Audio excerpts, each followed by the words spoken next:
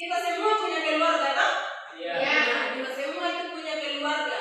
Ada keluarga inti. Keluarga inti itu yang terdiri dari bapak, mama, dan juga anak-anak. Keluarga itu dibagi menjadi 4 bagian. Yang pertama keluarga inti, yang kedua itu keluarga, yang pertama itu keluarga Inti. Yang kedua keluarga besar.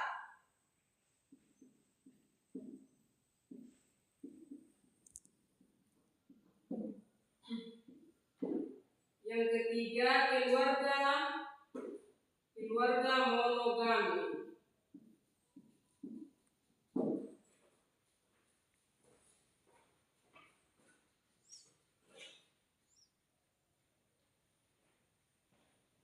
Yang keempat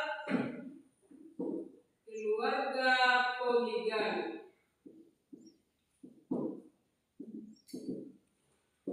Keluarga ini itu dia termasuk siapa-siapa saja di dalamnya. Yang termasuk dalam keluarga inti yaitu ada bapak, mama, dan anak-anak. Lalu yang termasuk dalam keluarga besar diantaranya ada bapak, mama, anak-anak, ada juga kakek dan nenek, ada paman dan bibi. Itu yang termasuk dalam keluarga besar. Itu ada cucu dan cece. Itu termasuk dalam keluarga besar. Lalu yang termasuk dalam keluarga monogami itu dia terdiri dari satu bapak dan satu ibu. Itu yang termasuk dalam keluarga monogami. Lalu yang termasuk dalam keluarga poligami yaitu satu suami atau satu bapak dan mama itu lebih dari satu. Ada yang punya 2 istri, ada yang punya 3 istri, ya kan? Kita pernah dengar, kan? Nah, itu dia termasuk dalam keluarga poligami. Jadi istri itu lebih dari satu.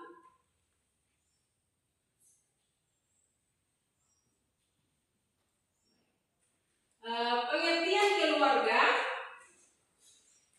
keluarga adalah kelompok sosial terkecil yang terdiri dari anggota yang memiliki hubungan darah, perkawinan atau adopsi yang tinggal bersama dan melakukan interaksi sosial secara berkelanjutan.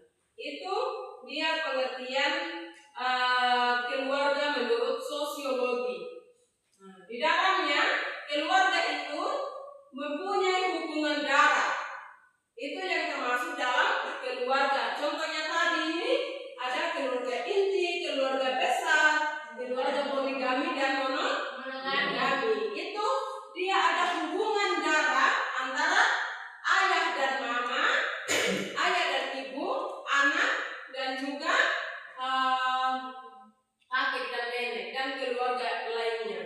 Itu yang termasuk dalam keluarga. Jadi dia mempunyai hubungan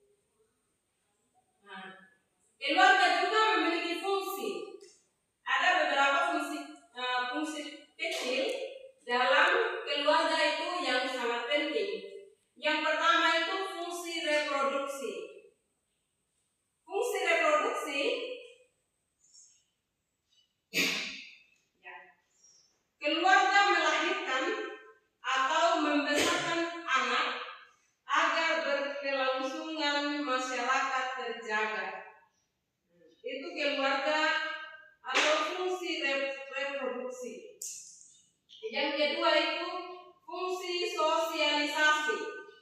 Sosialisasi dia artinya mendidik dan mengajarkan norma atau nilai agama, itu yang termasuk dalam fungsi sosialisasi. Yang pertama tadi fungsi reproduksi. Yang kedua itu fungsi apa? Sosialisasi.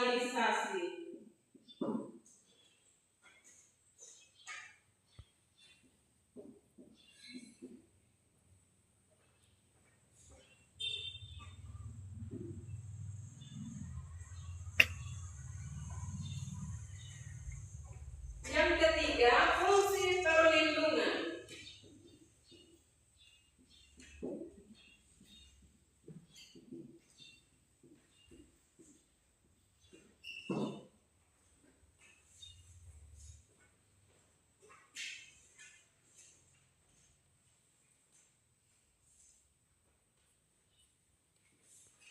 Yang keempat, fungsi ekonomi.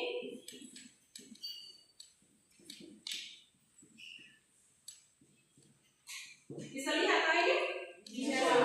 Yang kelima, fungsi afeksi.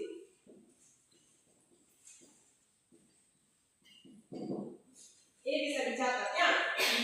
Nah, yang pertama ini adalah fungsi reproduksi. Fungsi reproduksi ini melahirkan dan membesarkan anak dalam keluarga. Ini fungsi reproduksi. Lalu yang kedua, fungsi sosialisasi. Mendidik anak, mengajarkan tentang nilai-nilai agama, budaya, itu masuk dalam fungsi sosialisasi. Dia bersosial dengan masyarakat setempat atau masyarakat luar, dengan masyarakat yang lain, dengan teman-teman yang berbeda agama. Itu yang masuk dalam fungsi sosialisasi. Lalu yang ketiga, fungsi perlindungan. Fungsi perlindungan ini dia pengertiannya itu melindungi akan anak-anak. Dia termasuk melindungi anak-anak. Lalu yang keempat, fungsi ekonomi. Fungsi ekonomi ini menjaga akan ekonomi materi dari keluarga. Itu yang termasuk dalam fungsi ekonomi.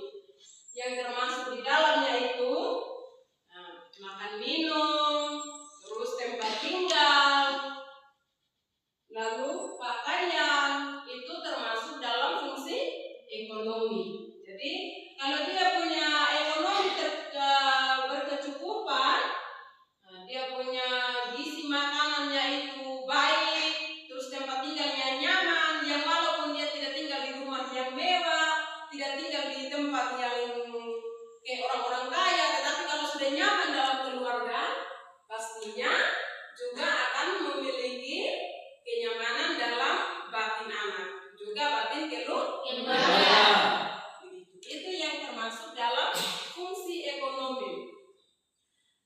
Lalu fungsi afeksi. Fungsi afeksi ini dia termasuk dalam emosional. Itu termasuk dalam emosional. Di dalamnya dia mendapatkan kasih sayang yang penuh dari keluarga. Contohnya, dalam keluarga itu setiap hari si anak ini dimarahi terus.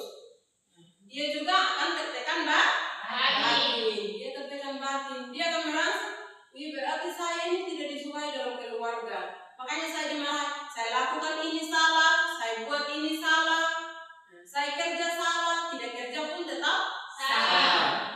Itu pasti dalam pemikiran si anak. Tetapi kalau orang tua atau keluarga sudah memberikan kasih sayang yang penuh, tidak harus dengan menggendong setiap hari, tidak harus memberikan dia uang yang banyak, tidak. Tetapi ketika dengan cara kita keluarga, menyayangi, menghargai akan pendapat anak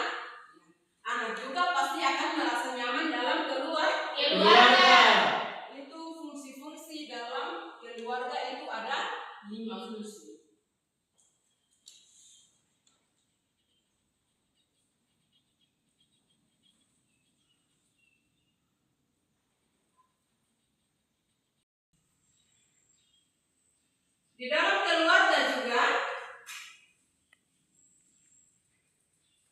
keluarga juga, sosial dan budaya juga memiliki peran penting. Yang pertama itu sebagai agen sosialisasi primer. Keluarga adalah tempat pertama dan utama di mana individu belajar norma, belajar agama, nilai, adat, istiadat, dan budaya. Iya tidak? Iya. Nah, dalam keluarga itu adalah tempat kita belajar pertama, iya kan? Kita belajar bagaimana kita belajar berbicara yang baik dengan benar. Itu diajarkan dari keluarga yang pertama kali. Lalu kita belajar nilai-nilai kerohanian. Contohnya dalam keluarga kita diajarkan dari masa kita masih kecil, diajarkan tanda salib yang pertama, ya?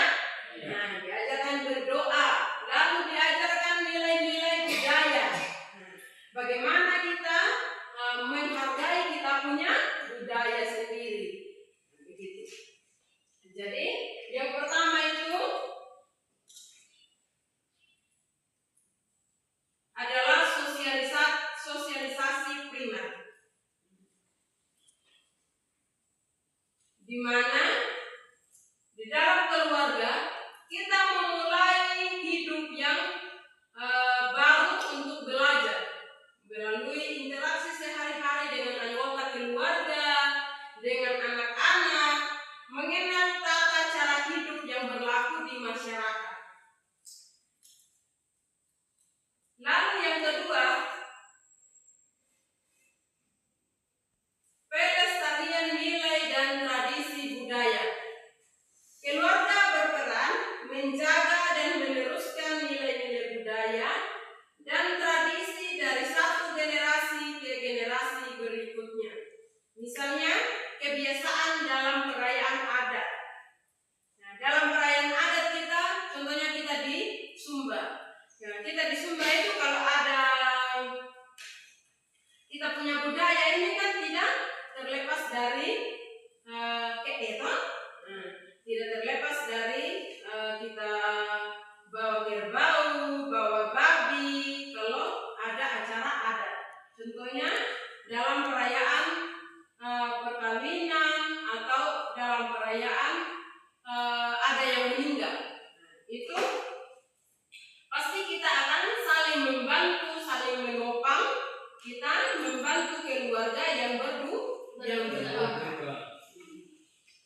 Lalu yang kedua, tata cara berkomunikasi dan aturan sosial tertentu.